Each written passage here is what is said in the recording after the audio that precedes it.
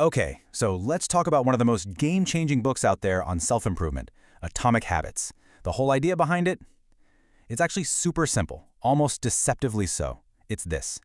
Those tiny, little changes you barely even notice, over time, they can add up to create these absolutely massive, life-altering results. But, let's be real for a second.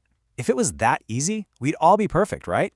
So why is it just so darn hard to make good habits stick and even harder to kick the bad ones? You know the drill. You get super motivated, set a new goal, and then, what, a week later?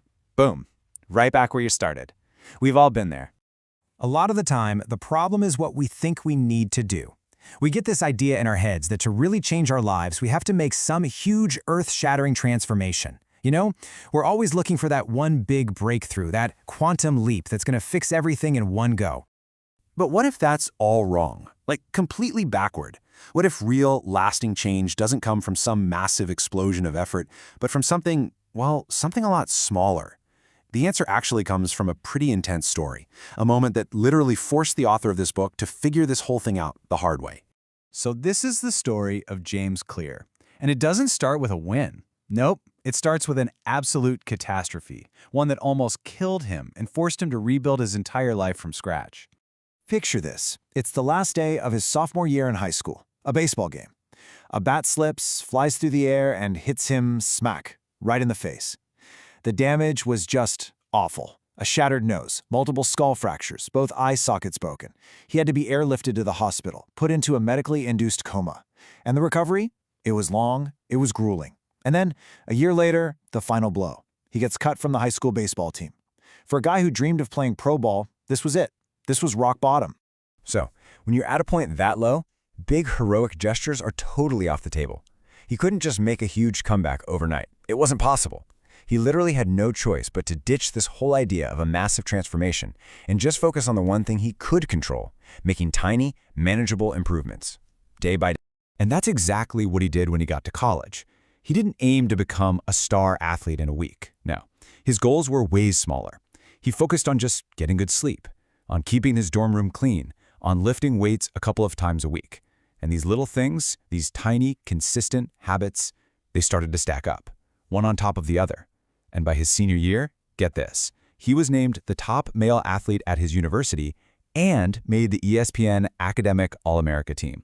It wasn't one big breakthrough that got him there. It was hundreds, maybe thousands, of tiny ones. And this whole journey, this incredible comeback, it led him to his first huge insight. The first core principle of Atomic Habits. You've got to stop focusing on goals and start focusing on your systems. Okay, so this is a really big mind shift. Goals are the finish line, right? Winning the championship. But systems are the process that gets you there, your daily practice routine. And think about it for a second. Winners and losers, a lot of the time they have the exact same goals. Every team wants to win the championship.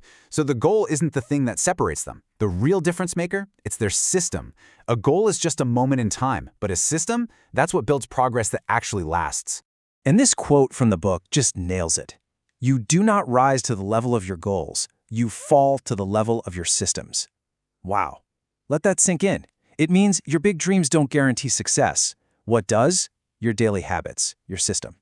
If your system is weak, that's where you'll end up, no matter how big your goals are. So the key isn't to dream bigger, it's to build better systems. Okay, but this brings up a huge, frustrating problem we all face.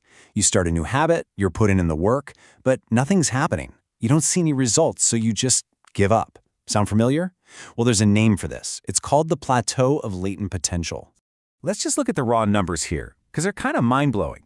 If you get just 1% better at something every single day for a year, where do you end up? You might think, okay, 365% better. Nope. It's not addition, it's compounding.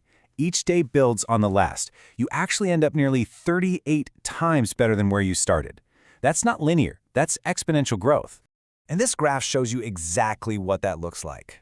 In the beginning, those 1% gains feel like nothing. You're working hard, but that line is just flat. It feels like you're going nowhere. But if you can just stick with it, you eventually hit this tipping point, this inflection point, and bam, the results just skyrocket. And scary thought, the reverse is also true. Tiny 1% declines also compound, and they will drag you all the way down to zero. The best way to think about it is this. Habits are the compound interest of self-improvement. It's just like investing money. Your gains multiply as you keep at it. And that's the key, right? The biggest payoffs are always delayed. That's why being patient is so critical.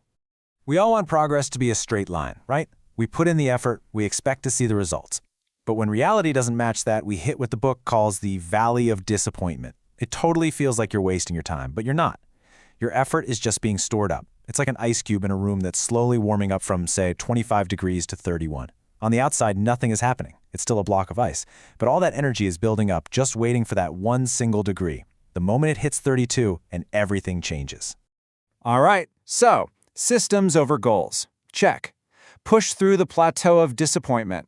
Got it. But what's the real, deepest secret to making this all stick? It goes beyond what you do or even the results you get.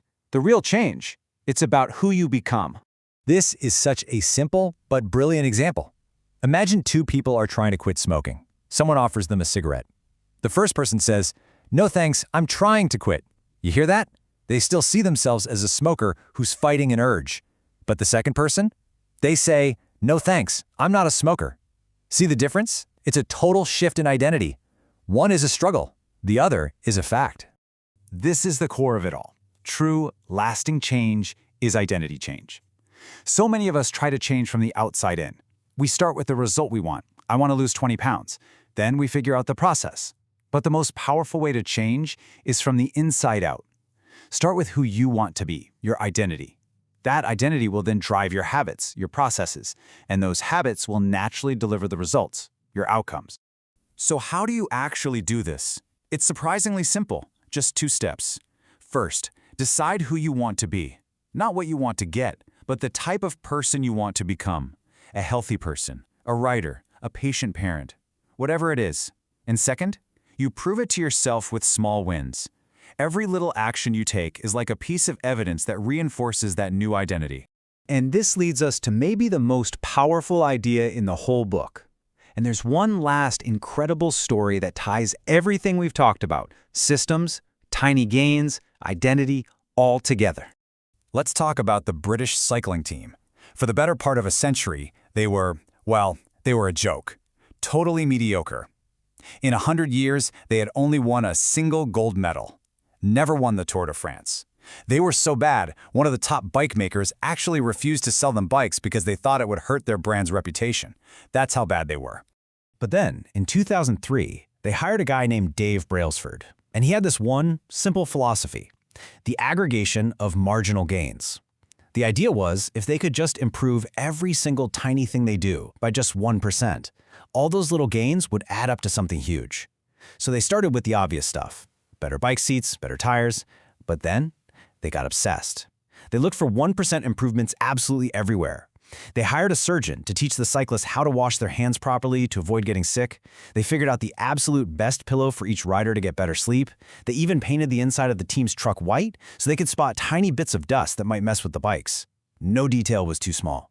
And the results of all these tiny obsessive changes? Well, over the next decade, the British cycling team won an absolutely staggering 178 world championships, 66 Olympic and Paralympic gold medals, and they won the Tour de France 5 times. They didn't magically rise to their goal of winning, they simply fell to the level of their incredible system.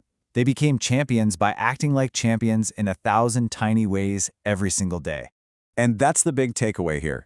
Every single thing you do, no matter how small it seems, is a vote. It's a vote for the person you want to become. Going to the gym once won't transform your body, but it casts a vote for "I'm a healthy person." Writing 1 page doesn't finish a novel, but it casts a vote for "I'm a writer." These little votes, they add up. They build on each other, and eventually they forge a whole new identity. So the only real question is, who are you going to vote to be today?